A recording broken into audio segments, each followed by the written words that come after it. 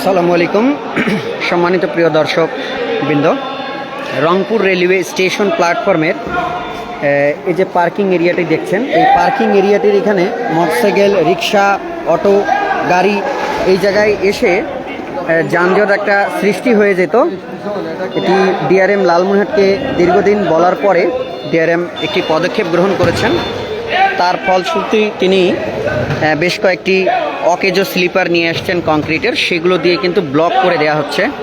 অনেকটা প্রিয় দর্শক শ্রোতাবৃন্দ দেখুন যে এই পাশে দুটি দেওয়া হচ্ছে, এই জায়গাটা দেওয়া হবে, এই যে ছাউনিটা পুরো আছে এই জায়গাটাতে প্রবেশ করতে পারবে না, এরকমটা বলা হয়েছে। এটার বাহিরে থাকতে হবে, বিষয়টা অনেকটা এইরকম আর কি তারা বলছেন। আর পুরো স্লিপার যেগুলো আছে স্লিপারগুলো দিয়ে তারা ব্লক করে দিচ্ছেন। রংপুর রেলওয়ে স্টেশন প্ল্যাটফর্ম থেকে আমরা সরাসরি যুক্ত হয়েছি।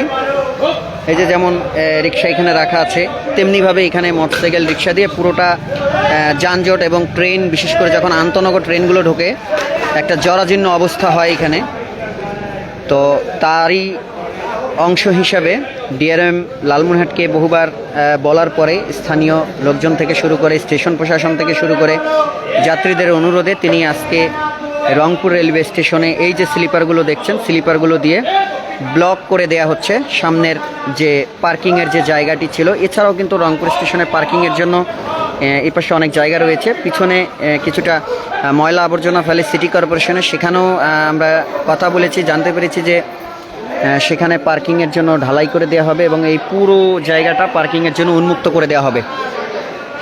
এরই অংশ হিসেবে তিনি কিন্তু এই জায়গাটির মধ্যে আজকে এই যে আপনারা দেখতে পাচ্ছেন রংপুর রেলওয়ে স্টেশন প্ল্যাটফর্ম থেকে আমরা সরাসরি যুক্ত রয়েছি, এই জায়গাটিতে ব্লক করে দেওয়া হচ্ছে। কয়টা দিবেন ভাই, কয়টা এই জায়গায়? পুরোটাতে মানে এই জায়গায় আর ঢুকতে পারবে না কেউ, এইটুক জায়গাটা। আচ্ছা আচ্ছা আচ্ছা, তার মানে এইখানে যে দেখছেন দুইটা দিয়েছে এই জায়গায়, এই পুরোটা এখান থেকে এই পর্যন্ত ব্লক থাকবে। প্রিয় দর্শক শ্রোতাবৃন্দ, এটি ডিএন দফতরের লোকজনরা যারা এই স্লিপারগুলো এখানে দিচ্ছেন তাদের সাথে কথা বলে জানতে পারলাম। এই ছিল রংপুর রেলওয়ে স্টেশন প্ল্যাটফর্মের সর্বশেষ পরিস্থিতি, জানাচ্ছিলাম আমি সাইন রাজু।